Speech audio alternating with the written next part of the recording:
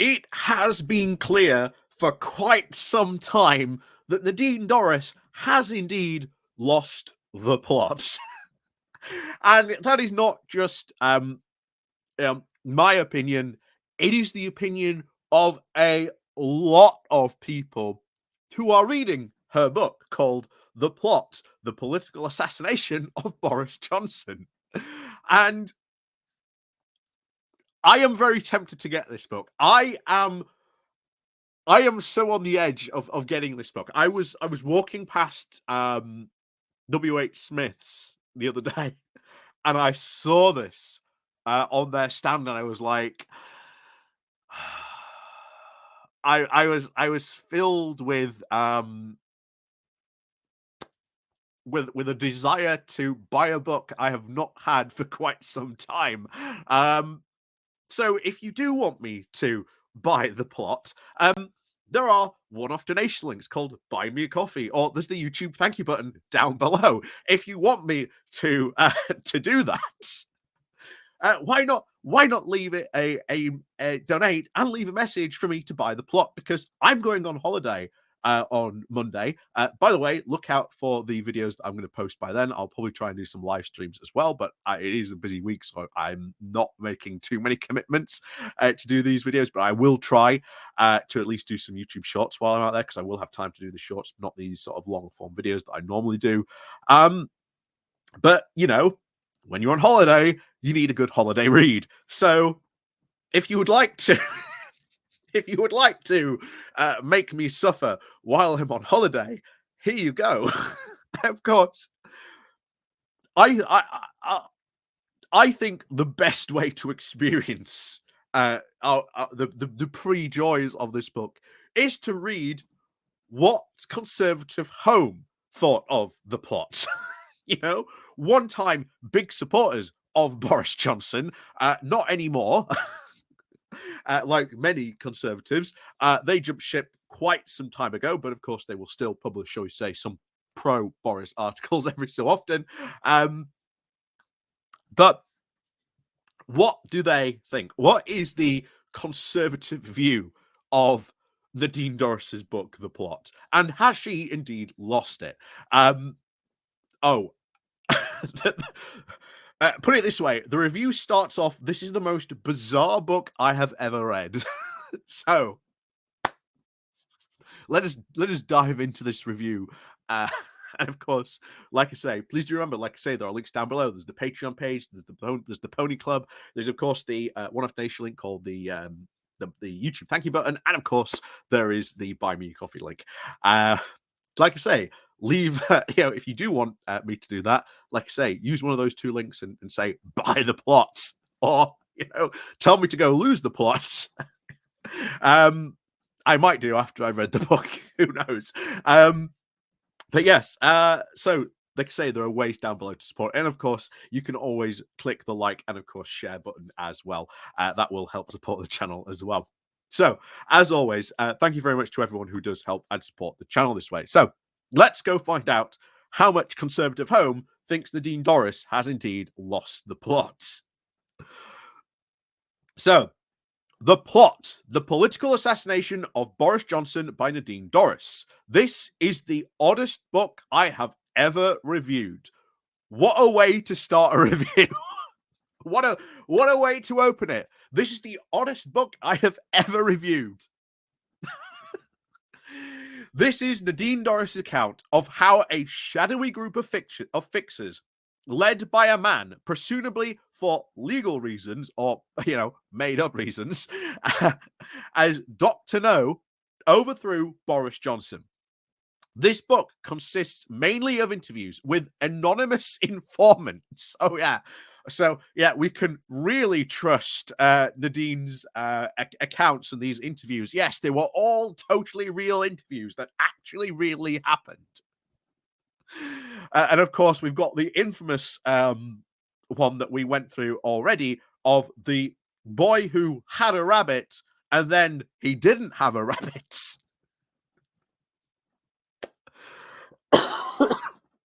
Anyway, it continues. One of whom is described as, quote, a friend of Dr. No, and tells Dorries this. Dr. No always wanted power in his hands, but uniquely, unlike almost anyone I have ever met in this game, he was never trapped by the celebrity of power or the publicity. He never wanted that. He just wanted the influence and power, and he mixes it with the knows a lot of very wealthy people.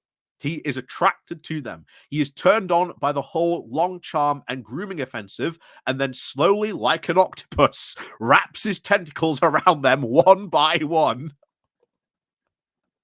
Uh, yeah, this is becoming more and more like a James Bond book.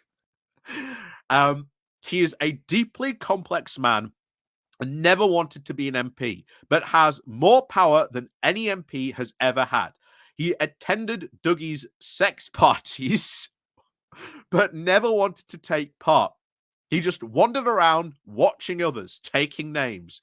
He is the person who is actually running the country, and no one ever talks about it. What?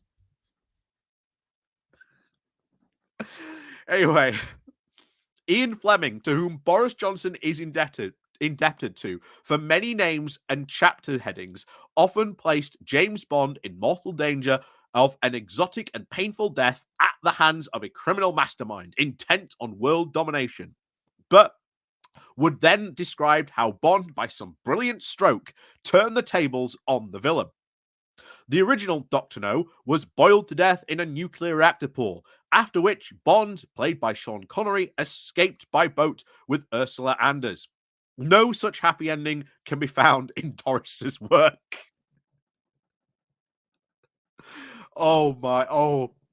This just fills me with glee at reading this book. It really does. Jonson is overthrown, and she is incandescent with rage. Apart from Dr. No, she blames a large cast of villains, including Dougie Smith, the holder of the sex parties mentioned above, and various other mentions of the Federation of Conservative Students in the mid-1980s who have since formed the movement. Ooh, spooky. Which, for many years, has decided who is going to be the Prime Minister and who must be overthrown. Gee, was it the movement that also got rid of Liz Truss as well? Is she part of this whole terrible scheme? So, can this be true? It seems, to put it mildly, implausible. In journalistic terms, Dorries fails to stand her story up.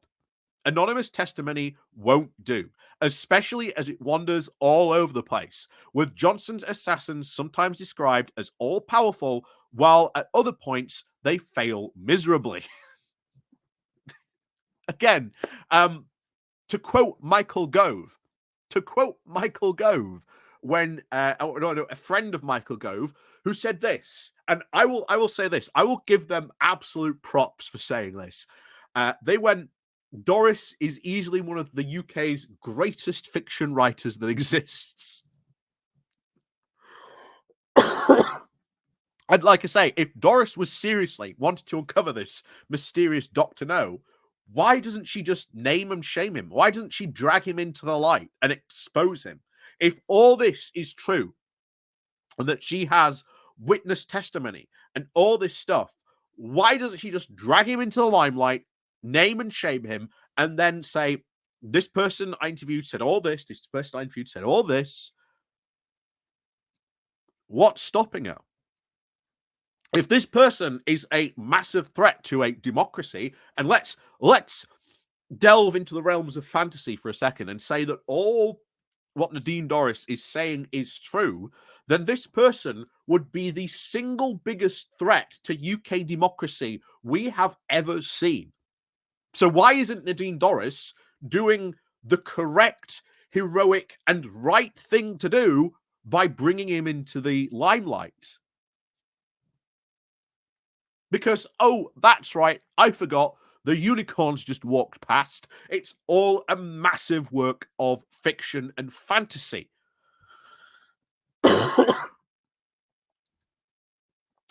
So, Michael Gove denounced for knifing Jonson in 2016, quote, did not then become Prime Minister.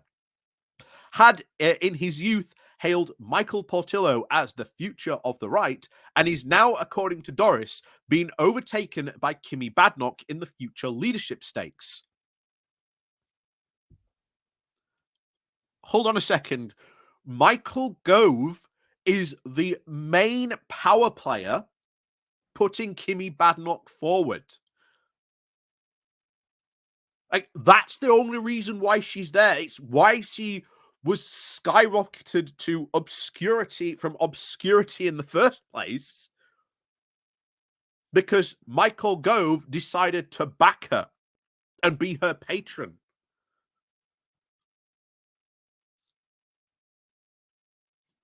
That's why she is there. Anyone who has followed politics and has even read a basic, what's going on in the Conservative Party and keeps an eye on what's going on in politics will be able to tell you that. So Nadine Dorries doesn't even know what's going on in her own party, by the looks of it. Anyway, she continues. The article continues, sorry. Dominic Cummings, who is probably denounced more often than anyone else in the book, has turned on one of his earlier employees, Ian Duncan Smith, long before he turned on Jonson. Duncan Smith, to his credit, gives a, quote, on-the-record interview to Dorries, in which he described how his critics went for his wife and the behaviour which prefigures the attacks on Jonson's wife. So, of course, trying to say that, Dominic Cummings, the man on the inside. It is undeniably the case that the backroom boys, and they are still mostly boys, have long sought to influence political events.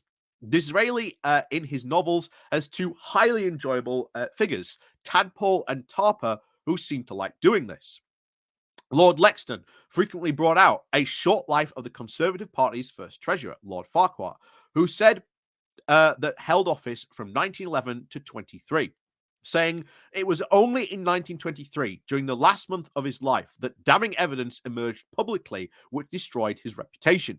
A great deal of money was found to be missing from the Conservative Party funds, and Farquhar had misappropriated it, which he had until then been known by only a few and became common knowledge. Horace Farquhar was a complete and utter scoundrel. Lexington's account is short, about 69 pages of text for Farquhar, who he took to leave a few records of his misdeeds. Dorries's book is 336 pages of text, but goes round in circles, with figures such as Gove, Cummings, and Rishi Sunak repeatedly condemned by anonymous witnesses for dragging Jonson down. So I like that. He's comparing someone who, legitimately did something bad, actually sought to hold power in the Conservative Party, was doing wrongful stuff, published an account with all the records of his misdeeds, and was found, as we said, was there, quoted to be, a complete scoundrel. Dorries, meanwhile, provides not a bit of evidence, no WhatsApp messages, no emails, no nothing of that. There's no physical paper trail. It's all just anonymous figures. Yeah. Like I say, I'm sure this is all true in some sort of crazy alternative fantasy world. But maybe this book came from the world that the Daily Express is often published from and managed to slip into our universe, just as the Daily Express manages to slip into our universe as well. Because little do you know, the Daily Express in our universe is actually really progressive and liberal, but just through an accident of, cosmic powers, the printing press actually sends our version of the Express to an alternate universe, and we get their version, where we get this crazy alternative view of what's going on in the UK. Again, that's the only reason I can explain the Daily Express and where this book has come from. Anyway, we continue. But who appointed Cummings to serve in number 10 and keep him on after he picked fights with his colleagues and then stood by him after the Barnard Castle affair. That was Jonson, who admits to Dorries in this piece, saying, "The fundamental mistake I made was this. In everything that I've done that has gone well, whether it's running City Hall or whatever, I've always had someone who was my alter ego. Someone intellectual who I could bounce thing off and argue the point with. And I think through that person could be Cummings. I thought it was clever enough, but it didn't work. He just wasn't that man." Oh dear. Cummings was with Jonson for so long. Why did he not realize that sooner? But anyway, it continues. Cummings, Dorries herself tells Jonson, actually, though, he was the Prime Minister. And even if he wasn't, that he had the authority to act as though he was. It was an intolerable way to which to run number 10. And it was to Jonson's credit that he recognized Cummings' genius and was able to use it in the fraught moments from July of 2019 when Brexit was framed as a struggle between the British people who had voted for it and Parliament, the Supreme Court, the Financial Times, the CBI, and other various organizations of the Remain establishment which are intent on thwarting it. Well, if the Brexiteers had voted for Brexit in the first place, but of course they didn't like Theresa May's version of Brexit, they didn't vote for it. So they could have had Brexit a long time ago. They just didn't want, the soft Brexit that Theresa May was pushing for. And of course, we all know that story. She had to go. I wonder how much power Dr. No and what Nadine Dorries thinks of that period of Parliament. So, once Jonson had led the Conservatives to a resounding victory in December of 2019, Cummings, with his gift for picking fights with Conservative MPs, and indeed anyone who disagreed with him, including the Prime Minister, became on balance a liability. Dorries describes with fury, I like that, with fury, how Cummings and his allies leaked stories in order to force Jonson to do their bidding. But she does not admit that Jonson was at fault for continuing to employ Cummings. This is it. Think about this. If Cummings was that bad, if he was genuinely that bad, why did he not get rid of him? This is why it all falls apart. And I haven't even read the book, but I can already tell this is going to be a complete, it's going to be one of those books where if you read it, it's going to be so bad and bonkers, it somehow turns into a work of pure genius. Oh my God. You know what we should do? And I really don't want to do this. Byline Times, how would you like to sponsor a YouTube series and we'll kickstart this and we will try and get the rights from Nadine Dorries and turn the plot into a farcical work. We'll try and turn it into like the thick of it, but actually real, and we'll play it straight, but all this ridiculous stuff keeps on happening. Oh, please. There is at least a movie, a play, and or short YouTube series about that. There are people out there who we could get to do this. This is doable. This is entirely doable. Please let us do this.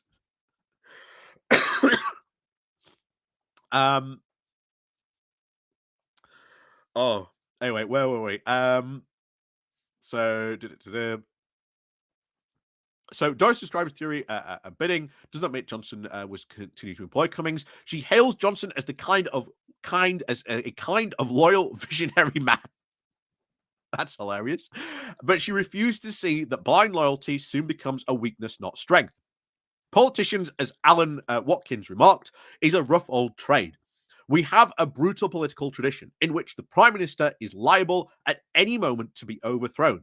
Our idea of freedom is bound up with being able to sack any of them, even though so a considerable figure as Lloyd George, Churchill, Attlee, or even Thatcher. And it is hard to think of any who had survived in office for an appreciable length of time or attained any success without having a good sense or good fortune to secure themselves an admirable, resourceful subordinates. Again, very true. You have all these people who, considered to be really good prime ministers, but they were all, got the sack, dethroned, got rid of. Even Thatcher was turfed out. After all that time, after all that success she had, and she was brought down in a massively spectacular way, which many Conservatives to this day still regret doing. Will they think the same about Boris Johnson in maybe 10 years' time? Who knows? So Dorries, of course, is so loyal to Johnson that she seeks to blame his downfall on the treacherous machinations of lesser figures in order to explicate him. She blames them, and this generous error leads her to exaggerate the power of various obscure and trivial people. Yep, that does not surprise me at all. Nor can she see anything good in Sunak. His decency is discounted. His belief in sound money ignored. He too is a traitor. Yeah, belief in sound money. Oh, trust me. If, let's say, we had gone straight to Rishi Sunak instead of Liz Truss, Sunak would have done the exact same things as Liz Truss in a heartbeat. He would have. Because Truss and Rishi, when it comes to those free market economic fundamentalist views, they are, reflecting each other back on that. The only thing that Rishi Sunak is sort of sensible and smart at is that he probably wouldn't have run into it as fast as Liz Truss would have done. He would have gone into this very slowly but surely. We've seen, of course, him doing the Edinburgh reforms, which, as I've described before, essentially take the seatbelt off the UK banking industry. So if we have a crash and you're in a car and you've got no seatbelt, your accident becomes 10 times worse. And here's the thing. You don't necessarily have to have a crash. Someone else could crash into you, no seatbelt. Of course, your accident becomes worse because you're not wearing, a vital piece of safety equipment. That's the best way to describe the Edinburgh reforms to people. And I've said that many, many times. And like I say, if Sunak was able to, he would absolutely do the exact same things as Liz Truss. But back to it. So, Westminster, for one of her anonymous witnesses, tells her, again, I wonder how many anonymous witnesses there are. They said, never before been as bad as it is right now. She herself laments the naivety of our new MPs and the negative impact of social media, and suggests that what Boris Johnson had been dealing with was the first generation of algorithm-distorted MPs to enter Parliament. What? So, essentially, Nadine Dorries is somehow saying that these MPs spend too much time on their social media and thus are taken in. So it has Dr. No all this time been Mark Zuckerberg? Was it really Elon Musk all this time? So pessimism, of course, is perfectly proper at Tory emotion, but Dorries forgets how bad things were before Twitter. Oh, and then, of course, everyone agreeing that, of course, this one comment quite here. She is completely mad. These right-wingers are completely insane. And then, of course, someone supporting Doris here. Scoff all you like, but the facts are simple. Boris Johnson was elected with a huge mandate and was removed by a party putsch. Is this Nadine Dorries? Is this Nadine Dorries commenting here? Oh, oh my word. Yeah, I cannot not get this book, can I? Is my destiny. It's my destiny to end up getting this book. Oh no. Oh no. Um, if you would like to help contribute to my to my woes on this, please do join in on this. It's yeah, it's gonna be fun. I think it's gonna be a wild ride. And then when I get back, if I finished it, I can give you my own book review and a great many of the other bizarre comments and quotes and the anonymous sources that she uses on this. Oh boy, what fun! What fun indeed we can look forward to. So, as always, thank you very much for watching. And of course, as always, we'll see you all very soon.